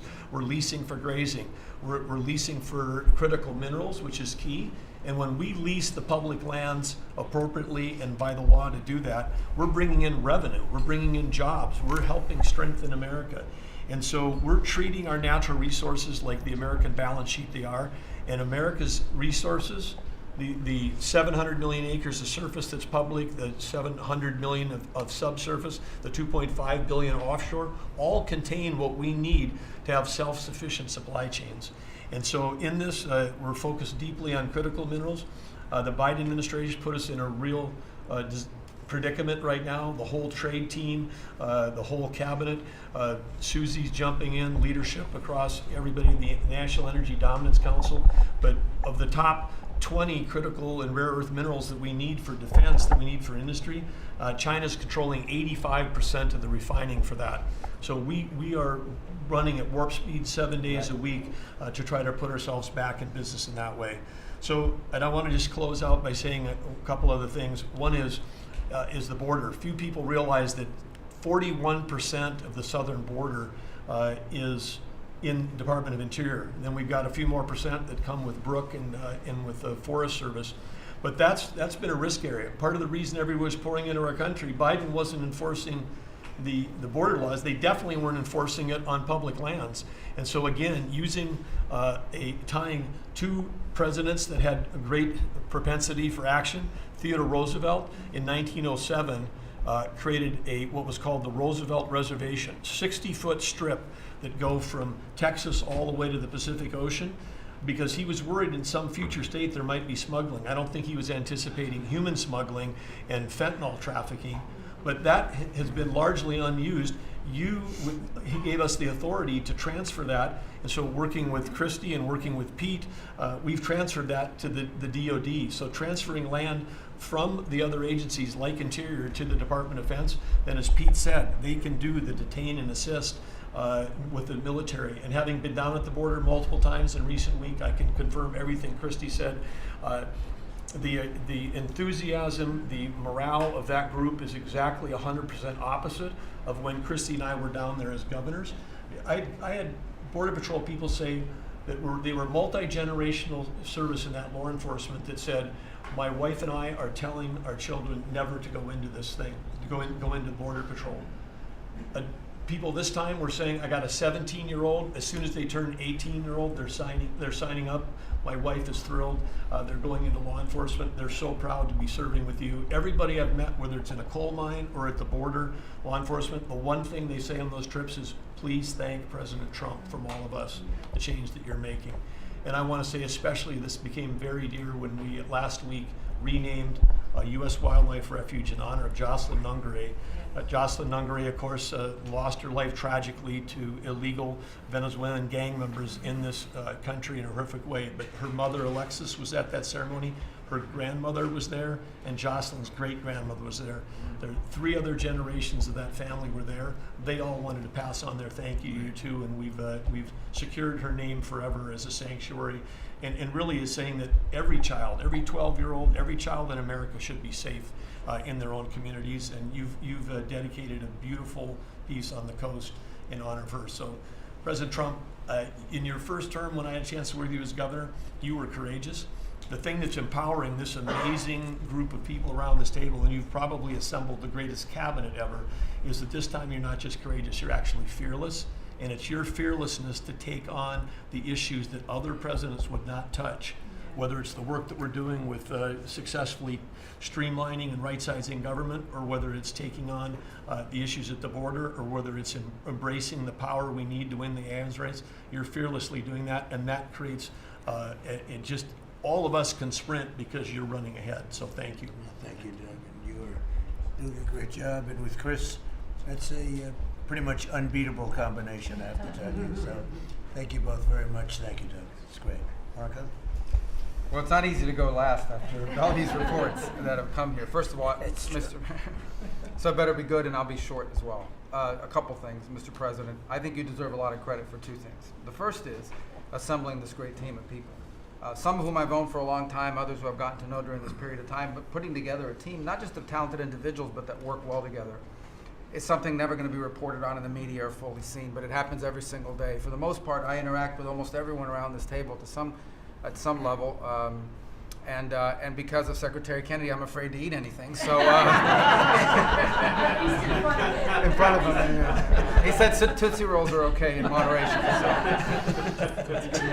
But it's a great team. And here's the second, and I tell this to people all the time. This is incredibly rewarding service, and you hear it in everyone's voices. Traditionally, in the past, and it's one of the problems we got in as a country, is presidents would say, okay, let's go do something, and then they would have to do a study, and then a study on the study, and then a long internal deliberative process, and by the time you got to it, it was too late, or somebody had forgotten it. In this administration, it's moving. You know the direction, because you know why you were elected. The American people elected you very clearly, and basically, it's measured, I used to say by days and weeks, now it's measured by hours and minutes, but action is happening. And that's what people want to see. And I'm going to talk about foreign policy in particular, because I'm not sure this is fully appreciated. This president inherited 30 years of foreign policy that was built around what was good for the world. In essence, the decisions we made as a government in trade and foreign policy was basically, is it good for the world? Is it good for the global community? And under President Trump, we're making a foreign policy now was it good for America? I was appointed by you and confirmed by the Senate to be the head of the United States Department of State. Not the World Department of State, not the Global Department of State, the United States Department of State. And what that means is our foreign policy is guided by 3 things. Does it make America stronger? Does it make America safer? And does it make America richer? If something doesn't do one of those 3 things, and hopefully all 3 of those things, we're not doing it. Now, we went out and hired a consulting firm to help us organize ourselves. Luckily, they were free. They're called the Department of Government Efficiency. And they helped us do a couple things. Number 1 is our foreign aid. We were funding some crazy stuff. Crazy stuff. You tell me, how does a puppet show in some country around the world make us stronger, safer, and more prosperous? So we got rid of puppet shows and a bunch of other things. I'm sure there are very good puppet shows. And I'm sure that a bunch of charities in the world can go pay for it, but the American taxpayer should not. We've also, by the way, Mr. President, under your direction, reorganized the Department of State. We had offices within offices within offices that didn't even know they existed themselves, not to mention the rest of them. And so we've begun to reorganize that as a way to be able to empower our embassies and our ambassadors and our regional bureaus to do what many of them signed up to do. And we have a great team of ambassadors you've appointed. They're coming online every single day. Very talented people that are involved. Something else we got out of the business of, well, it wasn't widely reported, or maybe it was. We had an office in the Department of State whose job it was to censor Americans. And by the way, I'm not going to say who it is. I'll leave it up to them. There's at least one person at this table today who had a dossier in that building of social media posts to identify them as purveyors of disinformation. We have these dossiers. We are going to be turning those over to these individuals. We can follow up with the media. Well, we are going to turn over these dossiers to the individuals, and they'll decide whether they want to disclose it or not. But just think about the Department of State of the United States had set up an office to monitor the social media posts and commentary of American citizens to identify them as vectors of disinformation, when we know that the best way to combat disinformation is freedom of speech and transparency. And so that's what we're going to be in the business of doing. We're not going to have an office that does that. Beyond that, Mr. President, and this I'll move quickly because this has been a team effort, we have gone to countries all over the world and said, hey, you want good relations with the United States, you need to take back your people that are here illegally. And we've had historic cooperation. Beyond that, and I say this unapologetically, we are actively searching for other countries to take people from third countries. So we are actively, not just El Salvador, we are working with other countries to say, we want to send you some of the most despicable human beings to your countries. Will you do that as a favor to us? And the further away from America, the better, so they can't come back across the border. I'm not apologetic about it. We are doing that. The president was elected to keep America safe and to get rid of a bunch of perverts and pedophiles and child rapists out of our country. Here's something else we've done. We stopped giving student visas to people who are coming here to burn down our universities and take over libraries and harass people. Why are we giving student visas to people who are coming here to create disruption? And we've taken away the student visas of people that are come here to do that. It's simple. If you're coming to America to start riots, we're going to take away your student visa. And by the way, every country in the world that I travel, 14 countries in 14 weeks, you know what they all say to me? Yes, that's what we would do too. So the only people who seem to disagree with us are a handful of federal judges and a bunch of crazy people who get paid to write and report. So anyway, we're getting rid of that. Now here's some good news. We're going to have the World Cup, the FIFA World Cup, the FIFA Club Cup, and then we're going to have the Olympics. So we have to have a Consular Affairs Bureau. We have very good, talented people there, but we are going to infuse technology, again, working with our consultants, to be able to, millions of people are coming into this country for this. But we've done it to improve customer service. For some of us who served in Congress recognize that about a year and a half ago, we had a meltdown under Biden. You couldn't get a passport. You have people calling, I have a cruise on Friday, my passport expires. In the month of March, we processed 2.78 million Americans, their passports. That is the historic, it's the largest single month processing of passports ever, and we think it's a good way to build the momentum to be able to do the visas. Two last points I want to make. We have a great team that you've built. I want to especially acknowledge Steve Woodcock. This is a person that doesn't have to be doing what he's doing. He has a very good life in Miami, my hometown as well. He has worked incredibly hard, has done it without any agenda, and we need to acknowledge him. I want to acknowledge Mr. Boulos as well, who did something really great last week. They told us this war between the Democratic Republic of Congo and Rwanda is intractable. It can never happen. It will never happen. I sent Mr. Boulos, your envoy. A week later, I look on my schedule, the signing of a declaration of peace between the Democratic Republic of Congo and Rwanda. We signed it at the State Department last week. We hope it will lead now to a lasting, permanent peace that we hope to invite them back to Washington to sign. So two great, and we have a lot of good people working on our teams as well, but these are two great people. Mike Waltz alluded to this earlier, and this is the last point. In the first 100 days of the 47th presidency, 47 wrongfully detained Americans have been returned to the United States, thanks to your leadership and the diplomacy that was exercised to make that happen. 47 for the 47th president in the first 100 days, and that's all credit to you, Mr. President. Thank you for the honor to be able to serve alongside you, for you, and alongside all these excellent people. No, thank you very much, Marco. Really great job. So, I've been involved in a lot of groups of people over the years, good groups, bad groups, all types of groups. But I have been involved in some incredible groups, but I've never been more proud and impressed, frankly. Impressed is maybe even more important but I've never been more proud or impressed than I am with this group. This is an amazing group of people, and I hope some of those television cameras were blazing and it was on so people could watch this because, frankly, you know, no matter who you are, no matter where you come from, this is an impressive group of people. I sat around being somewhat competitive. I said, well, let's see, who did the best job, who did the worst job? And I determined that everybody is like the same, and there was no worst job. Everybody was outstanding. Everybody did a job. You couldn't pick a winner. The only thing you can say is nobody did a bad job or even a fair job. You're outstanding, and so I want to just congratulate you all. This is really something. And you know, we have a job to do. We've done a lot of work in this 100 days. We've established things that are going to start taking place in the next 100 days. I want to see what it's going to be like.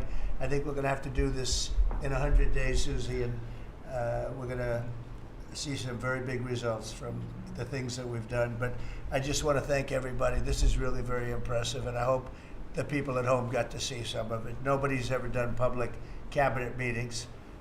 They were quiet for a reason, because they weren't impressive.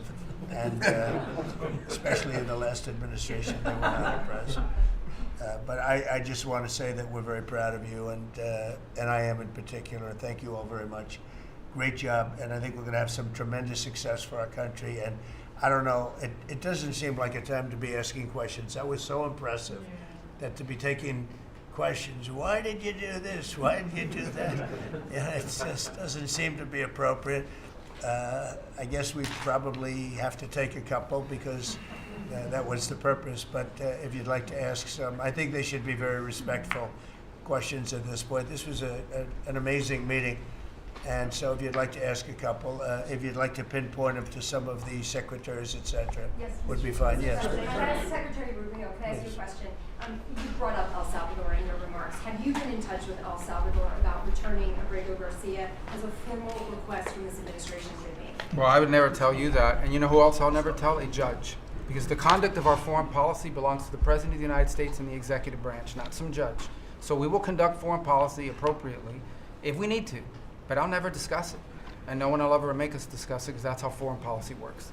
Mr. President, yesterday you told ABC News, Mr. President, you told ABC News yesterday that you could get Abrego Garcia back if you wanted to. Do you think President Bukele would turn you down if you made that request? I really don't know. I know that he's been a great friend of our country. He's gotten a lot less money than this would take from us if we were going to build these jails and do what he's doing. And they run a very professional operation. I don't know. I haven't spoken to him. I really leave that to the lawyers, and I take my advice from Pam and everybody that is very much involved. They know the laws, and we follow the laws exactly.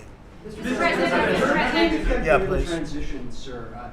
You frequently took credit for the stock market highs. You said it was a reflection of how well you were doing in the polls, and then after you were elected, you said the stock market highs were a reflection of how well the transition's going and the American people's confidence in your incoming administration. Now, the stock market's not doing so well, and you're saying that's the Biden stock market, yet you are the president. Can you explain that? Yeah, I'm not taking credit or discredit for the stock market. I'm just saying that we inherited a mess, both at the borders. You could look at every single one of the people here, and no matter who it is, they're doing better, and they are far superior to what took place for 4 years before us. When you look at prisoners being allowed to come into our country at will, just at will, people from mental institutions, gang members, drug dealers, when you look at that, what they've done to our country, and also having to do with finance, look at what happened with inflation. We had the worst inflation probably in the history of our country. They say 48 years, but I would say in the history of our country, it ate away at people. And even though you saw a stock market going up somewhat, because in my case, I had the biggest stock market increase, 88% in the last term, in my last term. But I don't view the stock market as the end all. It's an indicator. But what the stock market really tells you, and when you look at the stock market in this case, is it says how bad a situation we inherited. This is a quarter that we looked at today, and we took all of us together. We came in on January 20th. So this is Biden. And you can even say the next quarter is sort of Biden, because it doesn't just happen on a daily or an hourly basis. But we're turning it around. It's a big ship to turn around, and we're going to have the greatest country financially in the history of the world, I believe. I think we're going to do things that, and we had to do it. We reset the table. Every single country, with just about, without exception. I'd have to really think hard for who hasn't taken advantage. And I don't even blame those countries. I blame the person that was sitting right here where I am for allowing it to happen, where our country was ripped off on trade, hundreds of billions of dollars. And now we're doing better than we've done in a long time. You know, we were losing $4 to $5 to even $6 billion a day on trade with Biden. And now we have it down to a very manageable number, and the tariffs, for the most part, haven't even kicked in yet. So that's the way. Stock markets, to me, are an indication, but the big indication is what's happening, and the people around the table know what's happening. The deal is set to be signed in 24 hours or so. Is it true that the Ukraine minerals deal is about to be signed in the next 24 hours or so? There's some reports saying that. And if it's true, has the deal changed at all from the last time we heard about it? Well, I'll ask Scott to answer the question because he's responsible for it. Yeah, our side's ready to sign. Ukrainians decided last night to make some last-minute changes. We're sure that they will reconsider that, and we are ready to sign this afternoon if they are. Can you talk about those last-minute changes? What was removed or put in its place? Nothing's been removed. It's the same agreement that we agreed to on the weekend. No changes on our side. Just to put that in perspective, though, when I came here, I said, how much money have we given to Ukraine? The real number is about $350 billion. It's unthinkable. And we had no security, we had no nothing. We were just pouring money there, unsecured money, putting it in banks, and anybody could have taken it out. You know, anybody over there, it was their decision. I've never seen anything like it. Europe, on the other hand, which is obviously that whole situation is much more important to Europe because we have an ocean in between. But Europe gave about $100 billion. It's a lot of money. It's a big sacrifice they made also. But they gave much less than we did.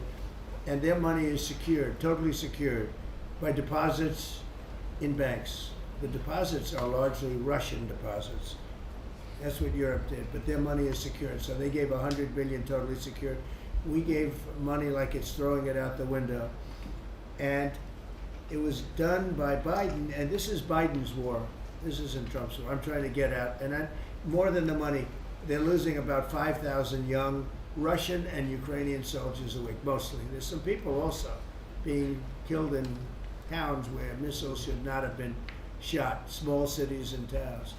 But we are trying to save the lives of about 5,000 young, mostly soldiers, that are losing their lives a week. I see satellite photos, probably off one of his satellites, come to think of it, but I see satellite photos every week of fields with arms and heads and legs scattered all over. It's a violent, violent, horrible situation.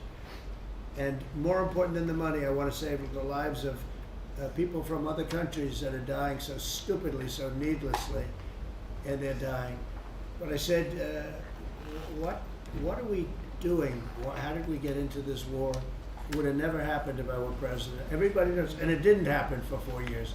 Wasn't even thought of. I discussed it with President Putin a lot. Ukraine was the apple of his eye, but there was no way he was going to do anything. Zero chance. And I said, you know, we feel foolish. The Europeans are putting up money. It's totally secure. They get the money back. We're putting up much more money. We have absolutely nothing. And I didn't want to make a complicated deal. I didn't want to make a deal that couldn't be made because Ukraine doesn't have very much money. They're going through a very bad period of time. It's been brutal. But I felt very foolish being in charge. So I said, well, we want something for our efforts beyond what you would think would be acceptable. And we said rare earth. They have very good rare earth. As you know, we're looking for rare earth all the time. Rare earth is called rare for a reason. And they have a lot. And we made a deal where our money is secure, where we can start digging and doing what we have to do. It's also good for them because you'll have an American presence at the site, Chris. And the American presence will, I think, keep a lot of bad actors out of the country, or certainly out of the area where we're doing the digging. So we made a deal, and I assume they're going to honor the deal. I put Scott in charge, and Scott's done it beautifully, but we haven't really seen the fruits of that deal yet. I suspect we will. Mr. President, sir, you had progress. You had set a 90-day deadline through an executive order for Secretary Hegseth and Nome to review whether to recommend to you whether to invoke the Insurrection Act to send troops to the southern border. Is that something you're still considering? Well, I'm talking to them, and it's not hard and fast, but I'm talking to them, and I will tell you that the border is the most secure it's ever been. We have never had anything like it. And when you said, Christy, before, it's 99.999, and I guess that means one person maybe, or two people. It's actually turned out to be 3 people came across the border versus hundreds of thousands of people under Biden.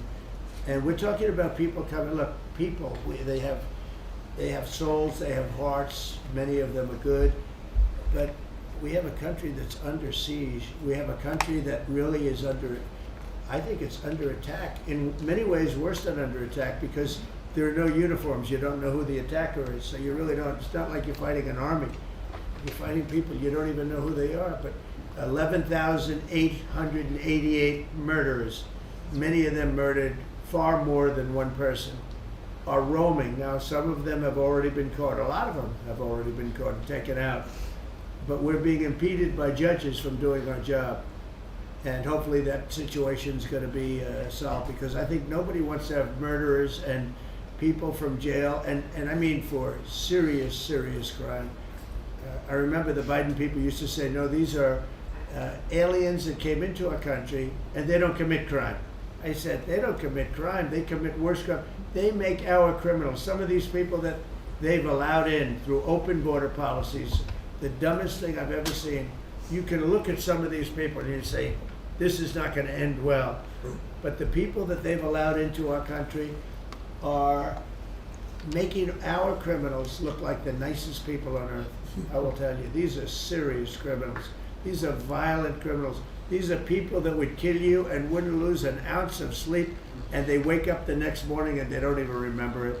This is a rough, tough group of people, and we've got to get them out of our country. And the law says, I believe, I hope, and I think Pam will be very successful in proving it, but we've run into, I would call them rogue judges. Somebody could criticize me for that. These are rogue judges. These are radical left, generally radical left, horrible judges. And we didn't lose all of these people. You know, we've lost a lot of people to death and to rape, all sorts of crimes committed by the people that poured into our country.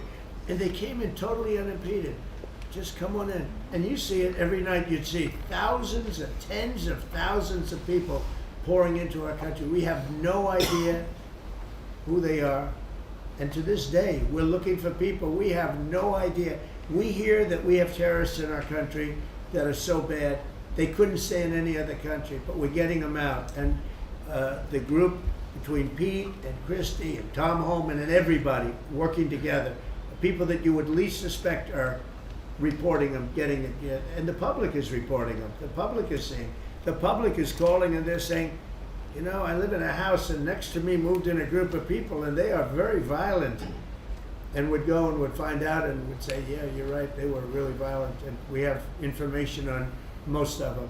So I just think it's incredible what's taken place. But we right now have a very, very secure border. Right now we have the most secure border in the history of our country, so I don't think we have to worry about your question too much. Mr. President, the Prime Minister of Canada ran against, not only against the Conservatives, but also against you. Well, yesterday, both parties. Right, yeah, and yesterday he spoke about American betrayal.